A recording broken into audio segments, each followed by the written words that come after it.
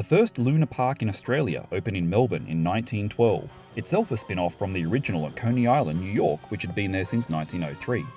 A failed expansion in Adelaide pulled up stumps and moved to this site in Sydney in 1935 to roaring success. The iconic tower and face entrance, the Big Dipper rickety roller coaster, and Coney Island attracted locals and service personnel in huge numbers during the Second World War. The park continued to operate, but with waning success through the 50s and 60s until it was sold to a development group in 1970, who promptly tried, and failed, to gain approval to demolish the park and build an international trade centre on the site.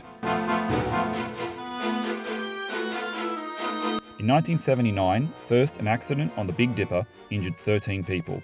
Then tragically a few months later, on the night of June 9th, the ghost train caught on fire, killing 7 people, including 6 children.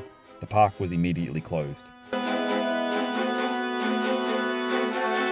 Sporadic ownership and legal battles over noise in the local residents in the 80s and 90s again saw the park close more often than not, and it was not until 2004 that it would enter a proper renaissance. A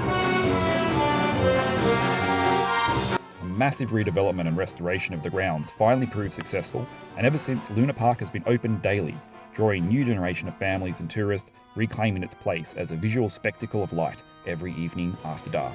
It is also one of only 2 theme parks in the world which has now been given government protection and cultural heritage listing. On your way to the final location of this tour, you'll get the opportunity for some great shots of the bridge and of course the Opera House underneath it. Let's wrap this show up.